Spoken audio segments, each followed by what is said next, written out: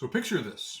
You're sitting in your deer stand at the end of a long, boring afternoon of hunting where it seems like nothing is moving. Then suddenly you start hearing a quiet rustle of leaves in the distance. Over the next few minutes, that rustling gets closer. Then you hear it. A muffled squeal, followed shortly by another squeal. Your heart rate quickens when you realize you are listening to an approaching group of feral hogs. Light is starting to fade, though. Concerned you will run out of light before the hogs arrive, you make the decision to leave your stand and approach those hogs on foot. Slowly and quietly, you creep through the woods, just taking one or two steps at a time and pausing for a couple of seconds before moving again. Light continues to fade, but the approaching hogs are getting louder and louder. The wind is good, and you continue to close the distance 1 yard at a time as you approach a giant gully that seems to be the source of all the noise. Then suddenly, a hog emerges from the gully on a meandering path as it searches the forest floor for acorns right in front of you. It is heading straight towards you, so you freeze. The hog finally notices you when it's just 10 yards away, and it stands there trying to figure out what you are. Figuring it's now or never, you raise your rifle, aim at the point of his shoulder, and fire. The hog squeals and takes off running. Meanwhile, the woods explode with running hogs as nearly a dozen more confused wild swine boil up out of that gully. It's nearly dark at that point, though, and you can't draw a bead on any of the darkly colored animals as they scurry about in the fading light and eventually run off. Your dad and your brother heard your shot, and they arrive a couple minutes later. By this point, you have found the blood trail, and the three of you begin the tedious process of following the trail in what is now a nearly completely pitch black, moonless night out in the woods. The blood trail begins to peter out after a few dozen yards, and the process slows down even further. Then the battery on your one flashlight you have between the three of you begins to die. Not wanting to get stuck out in the woods without a light, you mark the end of the blood trail and head back to camp that night with a heavy heart. Hi there, John McAdams here, and in this video I will discuss the cartridge I used in that story I just teased you with, the old .32 Remington cartridge. I'll talk about the history of this round, what its performance is like. I'll also talk a little bit about the guns it was produced in. I will also take you down memory lane with me today and share some hunting stories involving this cartridge because I used it quite a bit as a young man. And yes, I will also share how that story from a minute ago ends. Now, the story of the .32 Remington begins early in the 20th century when Remington rolled out their auto-loading line of rifles. This was the first commercially successful auto-loading rifle in the USA. It was later redesignated the Model 8 rifle. Now, if you look at the Model 8, you might realize it looks similar in appearance to a Browning Auto 5 shotgun. That is no accident. Both were designed by John Browning and used a lot of the same design principles, most notably their long recoil operating system. Now, Remington made a whole series of cartridges for their new rifle, like the 25, 30, 32, and 35 Remington rounds. Those cartridges all had very similar performance to the 25, 35, 30, 30, and 32 Winchester cartridges. And Winchester didn't have anything that could directly compare to the 35 Remington. Now, the .32 Remington, this one right here, delivers performance nearly identical to the .32 Winchester Special. But while the .32 Winchester was a rimmed cartridge designed to function in a lever-action rifle, the .32 Remington was a rimless cartridge built for use in the semi-auto Model 8. Remington also offered it in their pump or slide-action Model 14 family and made a small number of bolt-action Model 30s in .32 Remington as well. Now, a typical load for the .32 Remington was a 170 grain bullet at about 2,000 to 2,200 feet per second, and it used a .321 caliber bullet. Those are pretty ho-hum ballistics compared to what's in common use these days, but it's not that much different from other stuff that was popular back then, like the .30-30.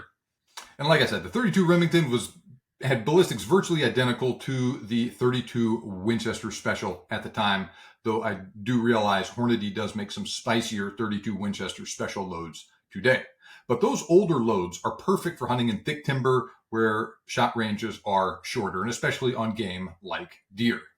Now, Remington replaced the Model 8 with the Model 81 in 1936. They produced the Model 81 until 1950. The two rifles were very similar, just some minor differences between them. Now, the .35 Remington was the most popular of all the chamberings of both rifles. The 30 and 32 Remington were similar in terms of popularity, and they were in a tier well below the .35 Remington in terms of popularity. the 25 Remington was by far the least popular. Now, Remington only produced a few Model 81s in 32 Remington, and that cartridge was primarily available in the Model 8 and in the Model 14 and Model 141 family.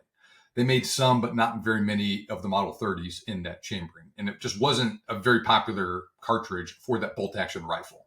Now, Remington completely dropped the 32 Remington cartridge from their rifle production after World War II, and they stopped making 32 Remington ammo in the early 1950s.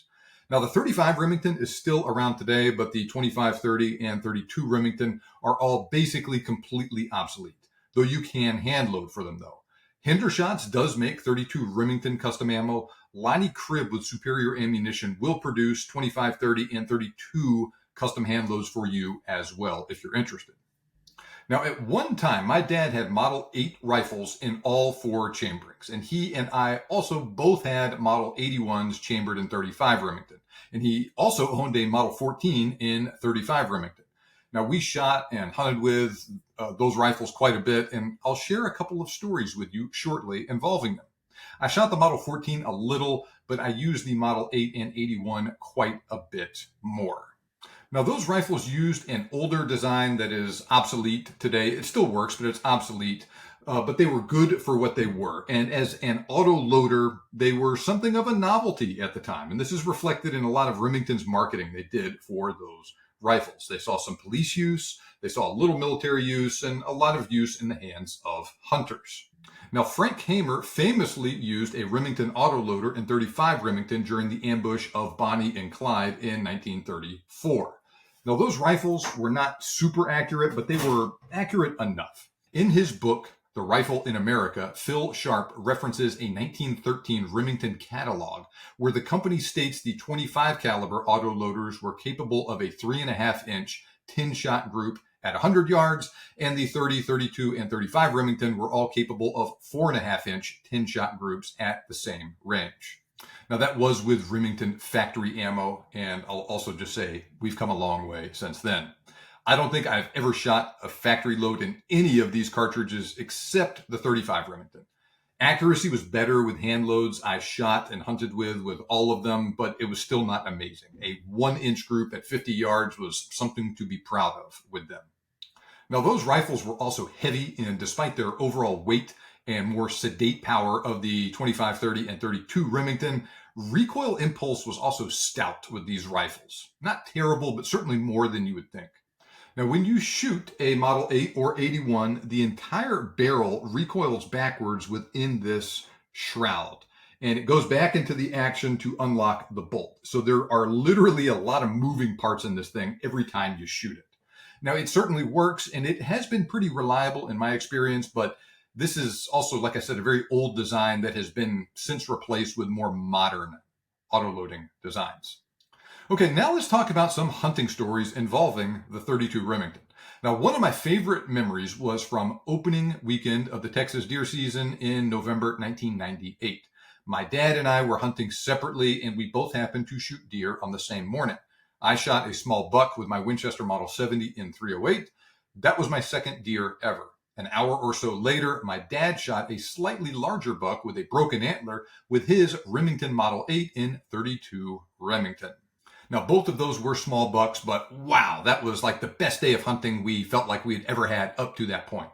To that point, one of us shooting one deer in an entire season was a heck of an accomplishment. So shooting 2 deer on the same day was wild. My dad used a hand load with a 170 grain soft point at right around 2,100 feet per second on that buck. So pretty standard 32 Remington load.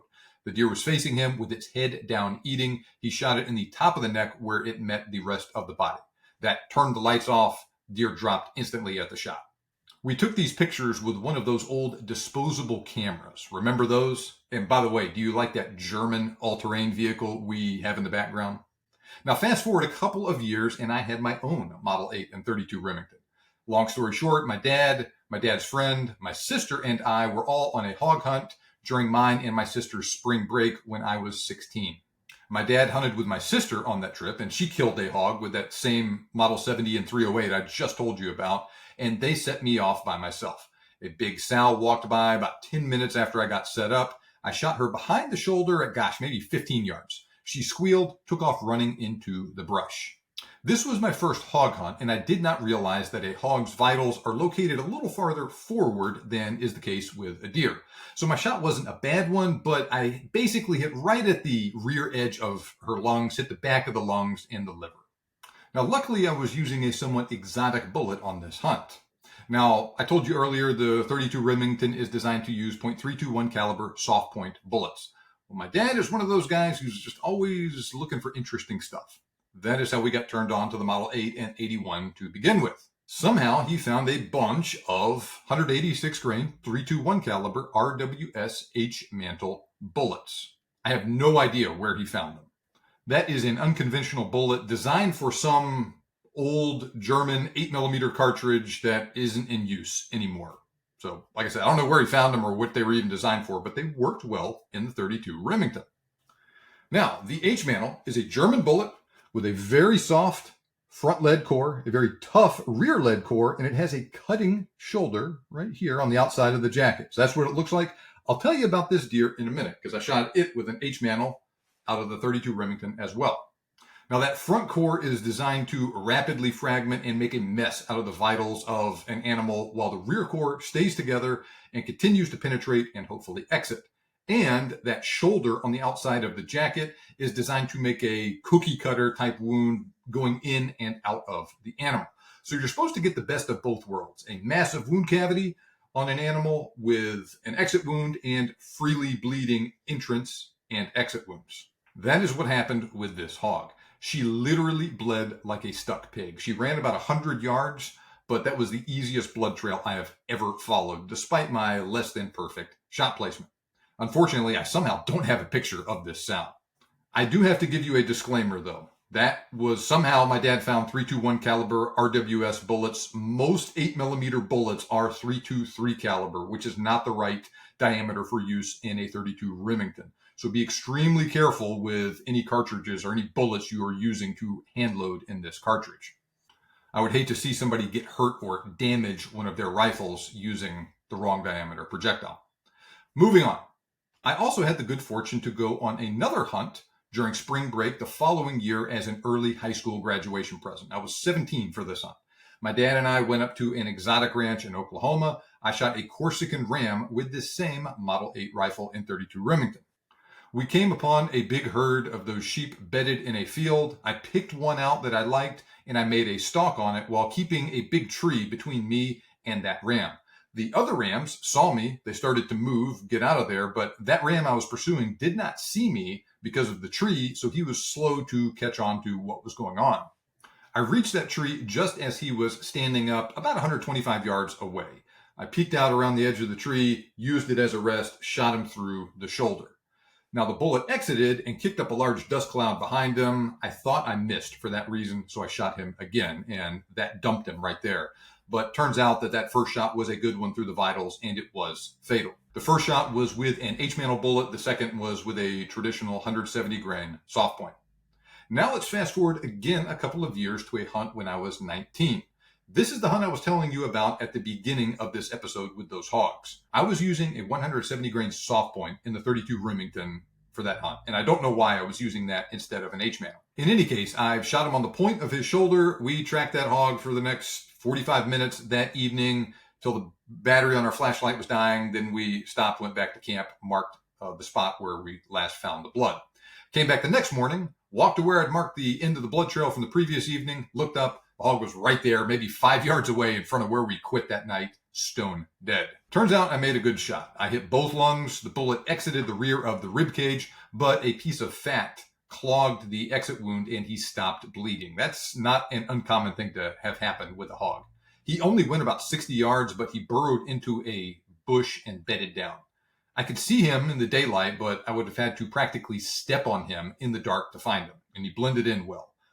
Not an especially large hog, maybe 100 pounds, but a good eater, as they say.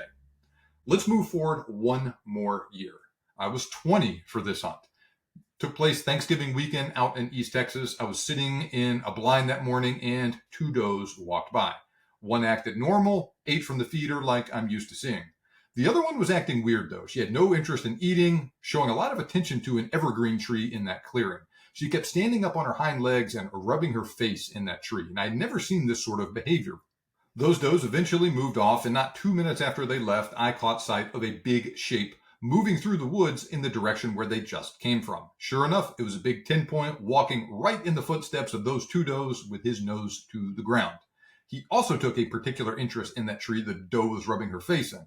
I readied my rifle, took aim when he paused at one point to sniff her tracks, shot him right behind the right shoulder. This was the same rifle I've been using in all of these hunts, also using an H-Mano bullet. He staggered, took off. I found him a short distance later in the woods. That is still the largest whitetail I have ever killed, and I had a heck of a time dragging him out of the woods. We put him on a scale later, and he weighed about 25 pounds more on the hoof than I did at the time. The bullet destroyed his vitals, blew a hole the size of my fist through both lungs, also took off the top of his heart. And that is this buck, and he's normally up on the wall back there behind me. That's a big buck for this part of Texas, especially back then before we instituted antler restrictions out here, or before the state did anyway. All right, I have one last story for you. This story involves a Model 81 Remington in 35 Remington that took place 2 years after I shot the big buck I just told you about. I was hunting that same stand. Nothing was going on that morning, so I decided to call it quits, head back to camp, get some lunch. About halfway back, I heard some rustling ahead of me, and to my great surprise, I saw a feral hog walking by with his head to the ground, rooting around in the leaves. I made a quick stalk up to a tree I could use as a rest, took aim, and fired, hitting him squarely on the shoulder. I heard the bullet hit him with a big slap. He let out a brief squeal and collapsed. That was a plain Jane 200-grain soft point bullet at about 2,100 feet per second. That hunt took place when I was a brand new second lieutenant in the Army and was something of an end of an era for me. I was actually home for Christmas leave at the time from the Basic Officer Leader course at Fort Knox. I graduated a couple months later, then it was off to the races with training rotations, deployments to Iraq and Afghanistan, moves to different duty stations, and the like for the next 10 years. Hunting took a backseat to a lot of that other stuff during that time frame. And I unfortunately ended up selling both the Model 8 and 81 rifle along the way. Both were fun rifles, though. I'd actually forgotten how much hunting I had done with the 32 Remington until I started prepping for this video. All things considered, I think it's a wonderful cartridge for the sort of hunting I was doing with it. However, the 35 Remington was better in almost every measurable way except recoil. And I think that is why the 35 Remington is still around today, while the 32 Remington is not. So have you hunted with a 32 Remington in any rifle, or a Model 8 or 81 rifle in any chambering? How did it perform for you? Leave a comment, let us know, tell us all about the hunts and all of that stuff. I'm very interested to hear your stories. If you enjoyed this video and you want more content along these lines, visit thebiggamehuntingblog.com/ebook. Sign up there. I will send you a free ebook on some of my favorite hunting cartridges, and you will start to receive the emails I send out every weekday about hunting, shooting, ballistics, stuff like that. If you like these videos, you will love those emails. And one last thing, please make sure you subscribe to my channel right now and hit that like button. Just click the red subscribe and thumbs up button below the video. Thanks a lot for watching. Have a great day and good hunting.